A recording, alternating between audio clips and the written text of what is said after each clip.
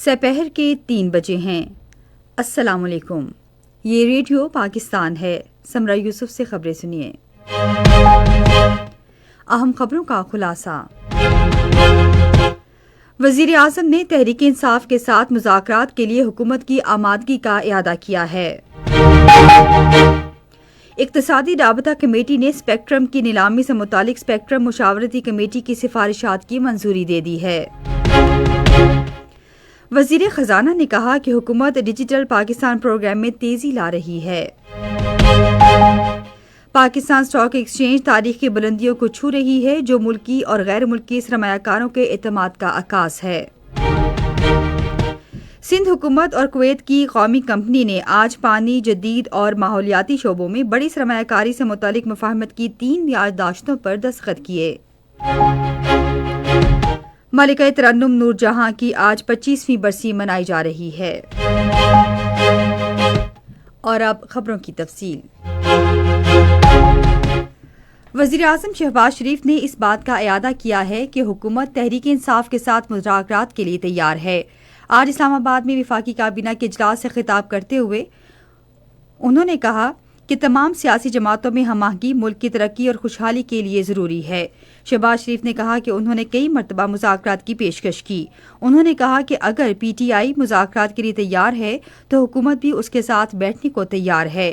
تاہم انہوں نے واضح کیا کہ بات چیت کے بہانے کسی بھی قسم کی بلیک میلنگ یا غیر قانونی اقدامات کو برداشت نہیں کیا جائے گا۔ انہوں نے اس بات پر زور دیا کہ بات چیت جائز معاملات پر مبنی ہونے چاہیے۔ وزیر اعظم نے اس اعتماد کا اظہار کیا کہ پی آئی اے کارپوریشن لمیٹڈ کی کامیاب بولی نجکاری کے ایجنڈے کو آگے بڑھانے میں معاون ثابت ہوگی۔ انہوں نے کہا کہ Pakistan international air lines corporation limited کی نجکاری ملک کی تاریخ کی سب سے بڑی نیلامی ہے، جس کے لیے پورے عمل کو شفاف بنایا گیا ہے۔ شہباز شریف نے کہا کہ چیف آف آرمی اسٹاف اور chief of defence forces Syed Asim Munir کو سعودی ایوارڈ سے نوازا جانا پوری قوم کے لیے اعزاز ہے۔ وزیر اعظم نے آج اسلام آباد میں متحدہ عرب امارات کے سفیر سلیم محمد سالم البواب الزابی سے گفتگو کرتے ہوئے پاکستان کی اقتصادی ترقی اور استحکام کے لیے اہم شعبوں میں یو اے ای کو سرمایہ کاری کی دعوت دی ہے۔ انہوں نے متحدہ عرب امارات کے ساتھ تعلقات کو مزید مضبوط بنانے کے لیے پاکستان کے پختہ عزم کا اعادہ کیا۔ شہباز شریف نے متحدہ عرب امارات کی جانب سے پاکستان کے لیے انسانی ہمدردی کی بنیاد پر امداد اور ترقیاتی منصوبوں کو بھی سراہا۔ صدر مملکت آصف علی زرداری نے، جو عراق کے 4 روزہ سرکاری دورے پر ہیں، نجف میں حضرت علی رضی اللہ تعالیٰ عنہ کے روضہ مبارک پر حاضری دی اور فاتح خوانی کی۔ آصف علی زرداری نے کوفہ کا بھی دورہ کیا اور مسجد کوفہ میں نوافل ادا کیے۔ انہوں نے کوفہ میں حضرت علی رضی اللہ تعالیٰ عنہ سے منسوب مکان کی بھی زیارت کی۔ صدر مملکت نے نجف اور کوفہ میں منتظمین اور مبلغین سے بھی ملاقاتیں کی۔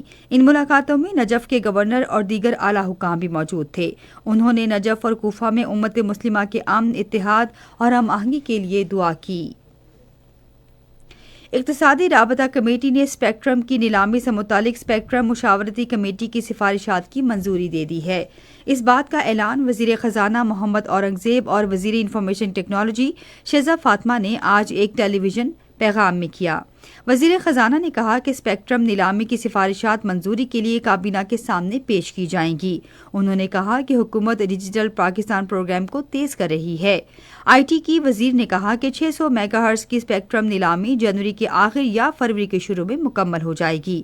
شہزاد فاطمہ نے کہا کہ اس اقدام سے نہ صرف 3G اور 4G سروسز کے معیار میں اضافہ ہوگا، بلکہ پاکستان میں 5G ٹیکنالوجی متعارف کرانے کی راہ بھی ہموار ہوگی۔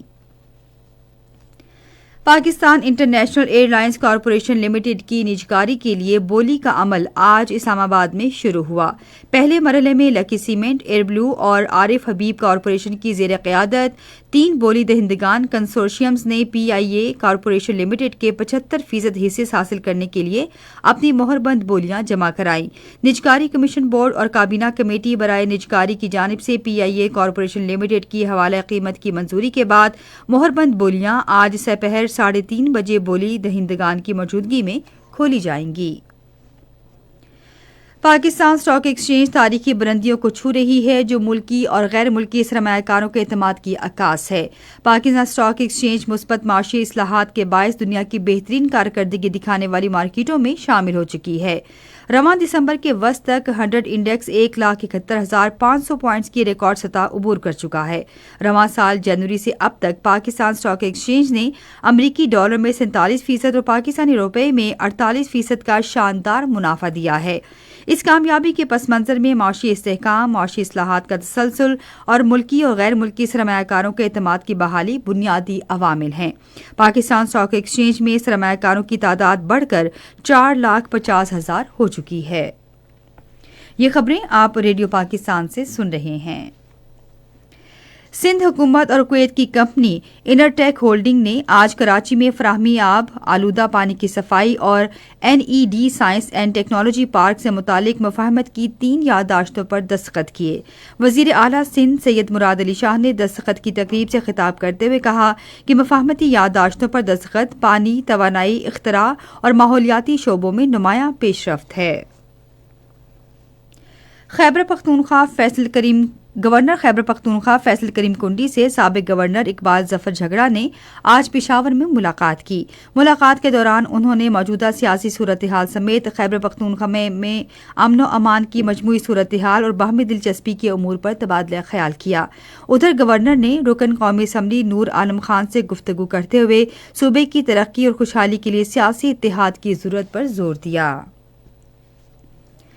آج صبح ضلع کرک کے علاقے گرگری کے قریب پولیس موبائل وین پر دہشت گردوں کی فائرنگ سے 5 پولیس اہلکار شہید ہو گئے۔ ضلعی پولیس دفتر کے مطابق وقوع کے وقت پولیس علاقے میں معمول کے گشت پر تھی۔ وزیراعظم محمد شہباز شریف نے ضلع کرک میں پولیس کی گاڑی پر فائرنگ کی شدید مذمت کی ہے۔ اپنے ایک بیان میں انہوں نے واقعے میں 5 پولیس اہلکاروں کی شہادت پر افسوس کا اظہار کیا۔ شہباز شریف نے شہداء کے درجات کی بلندی کے لیے دعا کی اور ان کے اہل خانہ سے تعزیت کا اظہار کیا۔ بھارت کے غیر قانونی زیر قبضہ جموں کشمیر میں قابض بھارتی فورسز نے شہریوں کی زندگی پر گرفت مزید سخت کرنے کے لیے پابندیاں اور تلاشی کی کارروائیاں تیز کر دی ہیں۔ کشمیر میڈیا سروس کے مطابق قابض فورسز نے رہائشی اور تجارتی علاقوں کی تلاشی کے لیے سراغ رساں کتے، میٹل ڈیٹیکٹر اور خصوصی یونٹس کا استعمال کیا۔ اور ملکہ ترنم نور جہاں کی آج 25ویں برسی منائی جا رہی ہے۔ 1926 میں پنجاب کے علاقے قصور میں موسیقاروں کے گھرانے میں پیدا ہونے والی نور جہاں نے 9 سال کی عمر میں کولکتہ سے بطور چائلڈ سنگر اپنے گائیکی کے سفر کا آغاز کیا۔ وہ جنوبی ایشیا میں اپنے وقت کی سب سے بڑی اور بااثر گلوکاروں کے طور پر مشہور تھیں اور انہیں ملکہ ترنم کا اعزازی خطاب دیا گیا۔ نور جہاں نے فلمی صنعت پر 35 سال سے زائد عرصے تک راج کیا اور اردو، پنجابی اور سندھی سمیت مختلف زبانوں میں تقریباً 10,000 گانے ریکارڈ کیے۔ نور جہاں وہ آواز تھی جس نے 1965 کی پاک بھارت جنگ کے دوران پاک فوج اور عوام میں حب الوطنی کا جذبہ بیدار کر دیا تھا۔ 1957 میں نور جہاں کو ان کی اداکاری اور گلوکاری کی صلاحیتوں پر صدارتی ایوارڈ سے نوازا گیا۔ وہ 2000 میں آج کے روز انتقال کر گئیں۔ انہیں کراچی میں سپرد خاک کیا گیا۔ ریڈیو پاکستان آج شام 4:05 پر اپنے قومی نشریاتی رابطے پر ملکہ ترنم نور جہاں کی برسی کے سلسلے میں موسیقی کا خصوصی پروگرام نشر کرے گا۔ اور اب موسم۔ محکمہ موسمیات کی پیشگوئی کے مطابق آئندہ 12 گھنٹوں کے دوران ملک کے بیشتر حصوں میں موسم سرد اور خشک جبکہ شمالی علاقوں میں شدید سرد رہے گا۔ پنجاب اور بالائی سندھ کے میدانی علاقوں میں ہلکی سی گہری دھند چھانے کا امکان ہے۔ آج ریکارڈ کیا گیا بعض شہروں کا درجہ حرارت: Islamabad 21 degree centigrade, Peshawar 22، Lahore 20، Karachi 27، Quetta 8، Murree اور گلگت 11، مظفر آباد 15، جبکہ سری نگر 10، جموں 20 اور لیہ میں 0 ڈگری سینٹی گریڈ۔ آخر میں اہم خبروں کا خلاصہ ایک بار پھر سن لیجیے۔ وزیر اعظم نے تحریک انصاف کے ساتھ مذاکرات کے لیے حکومت کی آمادگی کا اعادہ کیا ہے۔ اقتصادی رابطہ کمیٹی نے اسپیکٹرم کی نیلامی سے متعلق اسپیکٹرم مشاورتی کمیٹی کی سفارشات منظوری دے دی ہے۔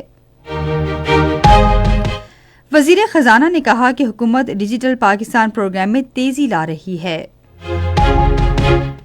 پاکستان اسٹاک ایکسچینج تاریخ کی بلندیوں کو چھو رہی ہے جو ملکی اور غیر ملکی سرمایہ کاروں کے اعتماد کا عکاس ہے۔ سندھ حکومت اور کویت کی قومی کمپنی نے آج پانی ماحولیاتی شعبوں میں بڑی سرمایہ کاری سے متعلق مفاہمت کی 3 یادداشتوں پر دستخط کیے۔ ملکہ ترنم نور جہاں کی آج 25ویں برسی منائی جا رہی ہے۔